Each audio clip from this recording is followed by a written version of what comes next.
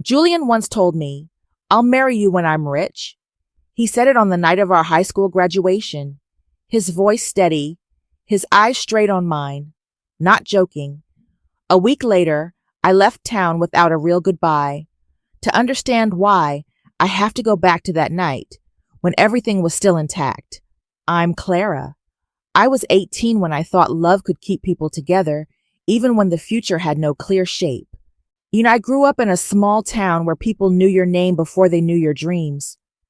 Julian had been part of my childhood ever since we both walked to elementary school. He'd been a head taller than me since 8th grade, quiet, always watching before speaking. People said he was ambitious. I think it was more that he was afraid of being poor. His house sat in the oldest part of town, where the roofs had faded with time. His mom worked 2 jobs. His dad left when he was 12.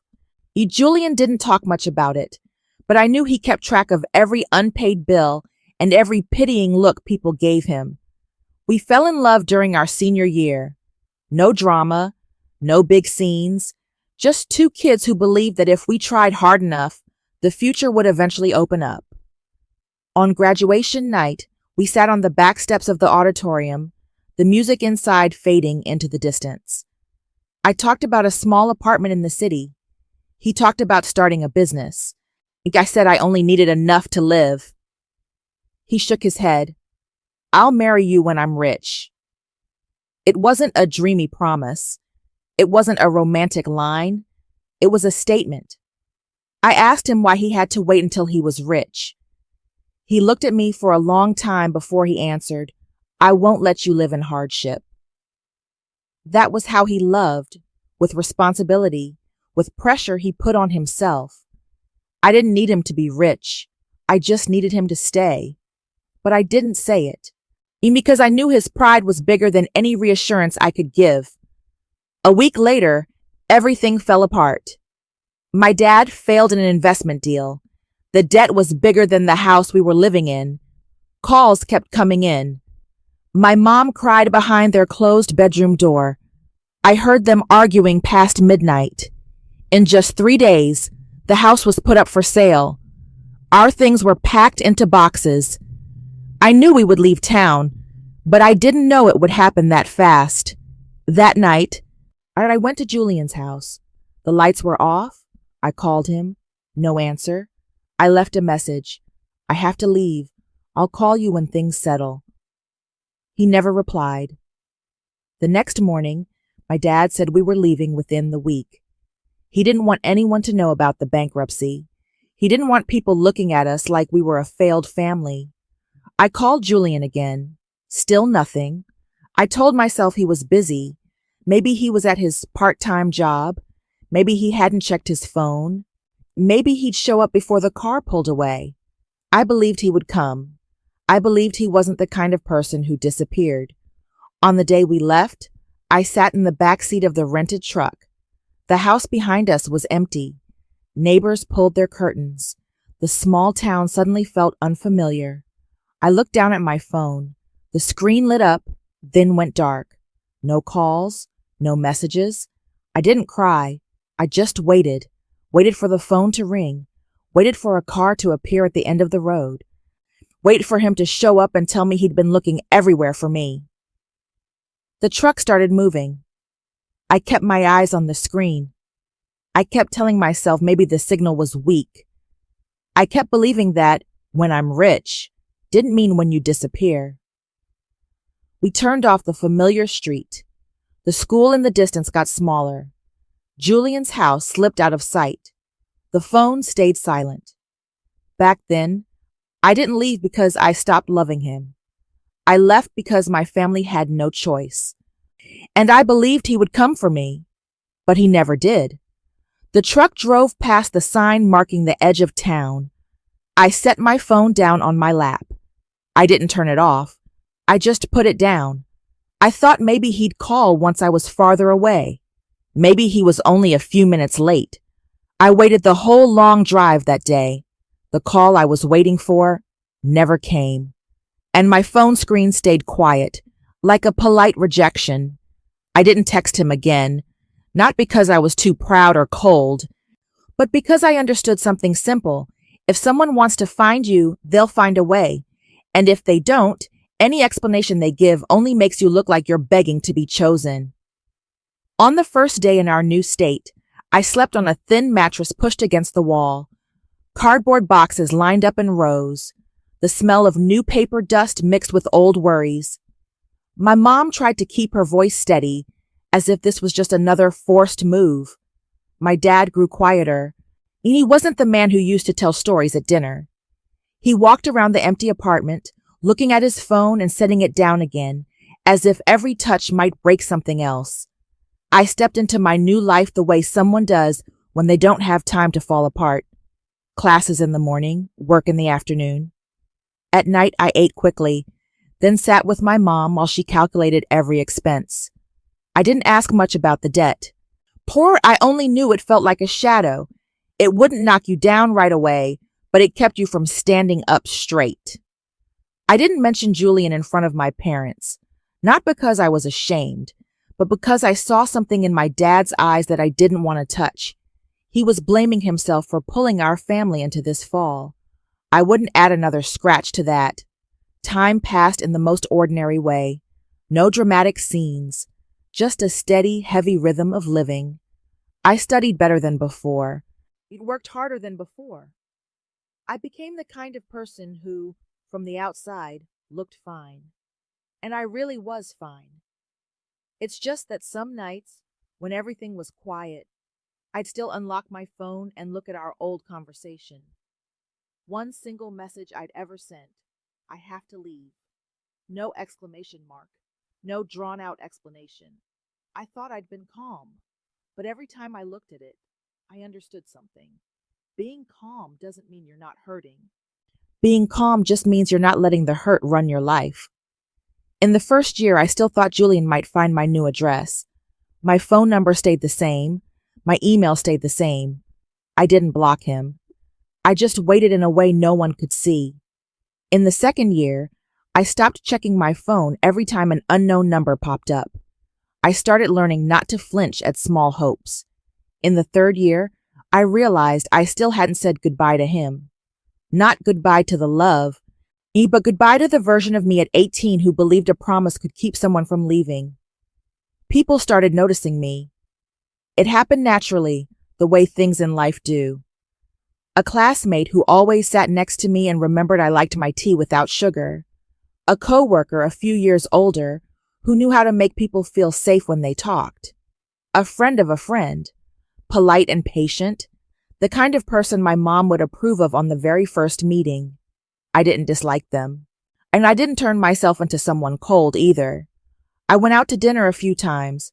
I listened to them talk about their families, their plans, the trips they wanted to take. I laughed at the right moments. I answered politely. But every time things started to shift from friendly to close, I always stopped. Not because I was obsessed with Julian, but because I felt my story wasn't closed yet. I didn't want to start something new while the old chapter was still open, even if it was only open inside me. I thought that was the least respect I could give others, and myself. During those years, I didn't try to look Julian up. I didn't search for old ties out of habit. I didn't want to be the person who drags the past out just to make herself feel weaker. But the world now doesn't need you to look. News finds its way to you on its own. While scrolling through social media one day, I saw a photo of a group standing beside a board with a logo. In the corner, a little to the left, Julian stood with his hands in his pockets, wearing a simple shirt. He was smiling, but it wasn't the smile he had at 18. Less carefree, more certain. The post said he was starting a business. I finished reading and turned off my screen. I didn't like it. I didn't comment. I didn't want my presence to become a signal. I just wanted to know he was alive, moving forward. That was enough. In the years after, his name popped up a few more times. In a short article praising one of his projects, a photo of him speaking to a group of young people, a neat, practical quote from him. I didn't see anything flashy. I just saw Julian doing exactly what he'd always said he would, making money by standing on his own. Once, I accidentally tapped on a short interview clip that had been shared. The video was simple, a clean frame. Julian answering a question about why he started. He talked about the fear of not having enough, about not wanting to depend on anyone, about wanting to decide his own life. His voice was the same, steady, unsoftened. I meant to turn the video off after a few seconds. I didn't need to hear more to prove anything. But then I saw his wrist, a worn bracelet, thin cord, its color darkened with time. The cheap kind I bought when I was 17, on a day I'd saved a little money and thought a small gift was enough to make someone remember. I remember handing it to him. Hey, Eric, he didn't say thank you in that excited way. He just looked at me, then slipped it onto his wrist like it was the most natural thing in the world. In the video, the bracelet was still there. My heart didn't break. I didn't cry. I just sat there, staring at the screen the way you stare at a truth you've never said out loud. He hadn't forgotten. Maybe he didn't love anyone else. Or if he did meet someone, he still kept a place inside himself no one could touch. And that bracelet wasn't a romantic symbol. It was a habit, a holding on. I turned off the video, set my phone down. For the first time in years, I didn't ask myself, why didn't he look for me anymore? I only wondered, if he kept that bracelet, what did he think every time he saw it? That night, I opened my laptop to check work email. A new message appeared. Formal subject line, short content, an invitation to a conference for young entrepreneurs, held in the town I once left behind. I skimmed the list of speakers. The top name, Julian. I didn't have a big reaction. I didn't say, finally. I just stared at the screen a little longer than usual. 10 years of silence, and the world chose to bring him back to me through a line of text as cold as a meeting notice. I rested my hand on the mouse. The cursor hovered over confirm attendance. I didn't click, but I didn't close the email either. 3 weeks later, I stepped into the town I once thought I'd never return to. Everything looked smaller than I remembered. The road into the center wasn't as busy. Some of the old houses had new paint, but the bones were the same. The air was familiar enough that I had to take one long breath before moving forward. I didn't come back for nostalgia. I came for a conference, and for the name at the top of the speaker list. I checked into a small hotel near downtown. The next morning, I chose a simple outfit. Nothing loud, nothing that hinted at the past. I didn't want to look like someone who returned searching for what she'd lost. The hall was more crowded than I expected. Young people, energy everywhere, conversations overlapping. I sat in the middle row, not too close, not too far. When Julian's name was announced, I didn't stand. I didn't hold my breath. I just watched. He walked onto the stage with a slow, steady stride, a fitted suit, clean-cut hair, no longer the 18-year-old boy who talked about money like it was a shield. He started speaking about his journey, his first failure, sleepless nights, how he learned not to fear being looked down on. His voice was the same, calm, unshowy. Then his eyes moved across the crowd, stopped, just for 2 seconds, no longer, but enough for me to know he'd seen me. His jaw tightened slightly, a small, almost invisible motion, but I'd learned to recognize the smallest changes on his face. Those 2 seconds didn't break his rhythm. He kept presenting as if nothing had happened, and I didn't look away. I didn't smile. I didn't turn aside. We looked at each other like two adults who once shared a heavy secret, now meeting again in a room full of strangers. When the talk ended, the applause came in a steady wave. Julian bowed in thanks. He didn't come toward me right away. I stood up and waited for the crowd to thin. I didn't walk toward him. I didn't hide either. When the area behind the stage finally thinned out, I saw him step out from a narrow hallway. His eyes searched briefly, then stopped on me. We stood a few steps apart. No hug, no handshake. Clara, He said my name like it had never left his mouth. Julian, I answered. No, long time no see. No, how have you been? Just a silence thickening between two people who once thought they knew each other completely. He asked if we could talk somewhere quieter behind the hall. I nodded.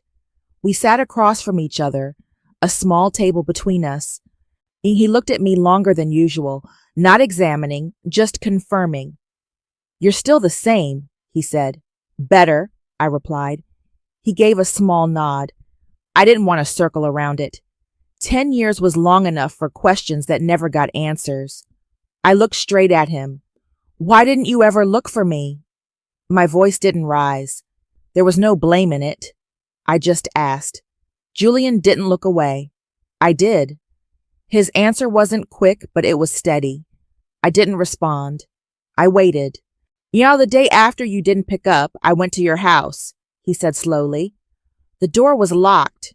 The neighbors said your family had already left. My hands tightened under the table. I asked around. No one knew where you'd gone. Your number still rang, but you didn't answer. I frowned. I called you. I never got a call. His tone wasn't defensive, just factual. I thought back. The signal had been terrible that day. Messages sent into the void, unsure if they ever landed. He went on. I went to see your dad before the house was sold. He paused. He said you needed a fresh start, and I shouldn't bother you. My heartbeat stumbled. He said you didn't want to be held back by the past. I looked down at the table. My father, the man who didn't want anyone to see us as failures, the man terrified that I'd carry the shadow of our bankruptcy into my future. Julian continued, his voice even.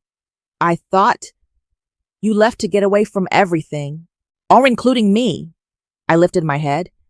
You thought I left because I was ashamed? He thought you wanted a different life, and I wasn't enough to make you stay. There was no anger in his voice, just the conclusion of an 18-year-old boy standing in front of an empty house and a father trying to hold on to the last bit of his pride. I drew a slow breath. I didn't leave because of you. I know. We stayed quiet for a few seconds. I remembered sitting in that truck, waiting for a call that never came. He remembered standing at my locked door, convinced he'd been left behind. Two versions of us had built separate stories just to survive the 10 years apart. No one betrayed anyone. No one fell out of love. We were just two kids trying to do what we thought was best for each other, without the courage to break the silence. I looked at him, and for the first time, the question, why didn't you come for me, wasn't there anymore. He did come, but I was just gone before he arrived. Those 10 years didn't happen because the love ended. They happened because we both thought stepping back would make life easier for the other. And in doing so, we lost each other. We sat there a few more minutes after the truth behind our silence finally sat between us. No more misunderstandings. No more wondering who left whom. But there was still one thing left unsaid. I looked at him. So what did "when I'm rich" mean? I didn't ask with sarcasm. I just wanted to understand what the 18-year-old version of him meant when he put a condition on our future. Julian leaned back in his chair. His eyes didn't look away. I didn't say it because I thought money mattered more than you. He paused, choosing his words with care. My mom spent her whole life depending on someone else's money. I stayed quiet. He went on. I watched her ask for every small amount. Watched her stay in situations she didn't want because she had no other choice. I hated that helplessness. His voice stayed even. No drama, no blame. I promised myself that if I ever married someone, she would never have to worry about where tomorrow's money was coming from. I remembered that graduation night, the way he said the words like a plan, not some dreamy promise. I thought if I wasn't solid enough yet, I had no right to tie you to me, he said. I was scared that one day you'd look at me the way my mom looked at my dad. I'd never thought about it that way. I only heard the word rich and assumed it meant distance. To him, rich wasn't showing off. It was armor. After I left, he never had the chance to explain. and I never gave him one. After my first year in business, he said, I made enough to pay off my personal debts. He glanced down at his hand for a second. I went and bought a ring. I didn't move. Not because I was rich, he said quietly, but because for the first time I didn't feel ashamed. I felt like I could stand next to you without feeling smaller. The room felt still. Every year I wondered if I saw you again, what I would say, he continued, but I didn't know where you were. I didn't know if you'd even want to hear it. My throat tightened, but I didn't let the tears fall. He reached into his coat pocket. I heard the soft tap of a small box touching the table. Julian placed it between us. He didn't open it. He didn't kneel. He just set it there, like setting down a truth he'd carried for too long. I kept it for 10 years, he said, not because I never met anyone else. He lifted his eyes to mine, but because I never loved anyone else. His voice didn't rise. He didn't emphasize anything. It was just a statement. I looked at the small box in front of me. It wasn't shiny. It wasn't dramatic. Just simple. Like him. I drew a slow breath. So did I said. There was no need for long explanations. No need to recount the nights I stopped myself from getting too close to someone else. We both knew we'd spent 10 years not locking our hearts, but never letting anyone into the deepest room. Julian opened the box. Inside was a simple ring, no big stone, no intricate design, just a slim, elegant band. Why didn't you use it? I asked. Because I didn't know if you still wanted me, he said. He didn't propose. He didn't say, will you marry me? He just placed the ring between us like a question with no pressure. I looked at him. 10 years ago, we didn't part because the love was gone. Today, we weren't sitting here out of regret. We were here because every misunderstanding had finally been peeled away. You never needed to be rich to marry me, I said softly. I know, he replied. Now I know. No music, no witnesses. There were only two people who once thought their story had ended. We didn't rush to touch the ring. We didn't talk about a wedding day. We didn't make any decisions while the moment was still warm. We just sat there, looking at each other a little longer than usual. And in that quiet, I understood something more clearly than ever. We had never truly ended. We had only paused halfway because we both thought we had to be strong in our own ways.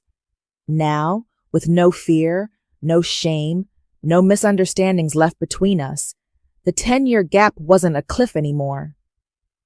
It was just time. And time, finally, had put us back where we belonged. I didn't leave town the next day. I stayed a few more weeks, not because I was afraid everything would disappear if I left too soon, but because, for the first time in 10 years, I didn't feel like I was running from anything. Julian didn't push me to decide. He still had his work. I still had my life. We met in the afternoons, once we'd both finished what we needed to do. We walked slowly through familiar streets. He sat on the steps in front of the old library, stood in the schoolyard where everything once began. We didn't try to relive the past. We didn't bring up old memories with nostalgia. We didn't ask, do you remember?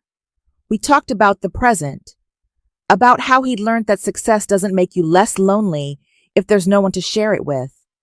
About how I'd learned that independence doesn't mean carrying everything alone. We talked about fear, and about how we both thought letting go was a way of protecting each other. There was no blame left. It was just two adults looking back at their 18-year-old decisions with more gentleness. One evening, as the sun settled slowly and the air softened, Julian brought me to a small yard behind his house. No decorations, no flowers, just warm yellow light strung along a wooden fence. He stood in front of me. He didn't kneel right away. I've thought a lot about how to say this, he began. But in the end, I don't want it to sound like a speech. I waited.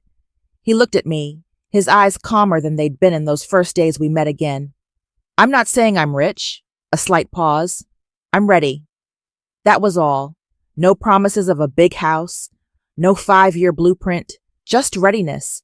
Ready to stay, ready to face imperfect days together, ready to stop using money as armor for fear. I looked at him for a long moment. 10 years ago, the word rich between us had been a distance, and today I understood it was never about money. It was about steadiness, about being able to stand beside someone without feeling small, about daring to say, I need you without thinking that made you weak.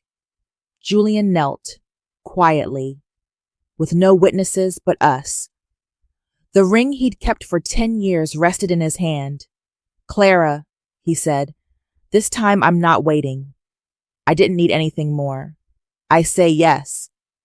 Not because I'd waited 10 years, not because our story sounded like a movie, no, but because I knew the man in front of me was no longer the boy ruled by shame, and I was no longer the girl who left believing love required guessing each other's thoughts. We chose a simple wedding day, a weekend morning, a short guest list, our families and a few close friends. There was no grand hall, no bright lights, just an open yard, 2 rows of chairs, and the soft murmur of quiet conversations. My mom sat in the front row. She held my hand before I stepped out, and my dad stood with Julian a few minutes before the ceremony. I saw them talking alone. After everything ended, while people were offering congratulations, my dad walked up to Julian. He didn't circle around it. I'm sorry, he said, his voice low but steady, for cutting contact back then. I thought I was protecting her. Julian didn't hesitate. He took my dad's hand. I understand, he said. I thought I was doing the right thing too. No one brought up mistakes. No one mentioned the 10 years lost, just an acknowledgement that adults can be wrong, and that forgiveness doesn't need to be dramatic. When the ceremony was over, I stood beside Julian watching people stack the chairs. No fireworks, no loud music, just peace. I thought of the 18-year-old girl sitting in that truck, waiting for a call that never came. If I could tell her one thing, I wouldn't say, yeah, everything will be fine. I'd say, don't rush to conclude anything before you've heard the whole story. Some love doesn't need to be held tight to survive. If it's real, it will wait, not for money, not for the perfect moment, but for the 2 people to grow enough to stand beside each other without fear. Julian's hand tightened gently around mine. This time, no one was leaving, and no one had to wait anymore. Love doesn't need grand promises or perfect conditions. It needs maturity. It needs 2 people steady enough not to let their fears turn into distance. Sometimes what pulls us apart isn't the absence of love, but the belief that we have to be strong on our own. And when we finally find the courage to speak the truth, we realize some things never ended. They were just waiting for the right moment. That's the end of the story. Thank you for staying with Clara and Julian until the very last moment. If you believe love can outlast time and misunderstanding, feel free to share your thoughts in the comments. Do you believe in a love that waits 10 years? Don't forget to subscribe so you won't miss the next stories. Your support isn't just a follow. It's what helps me keep telling honest and meaningful stories every day. Thank you for being here.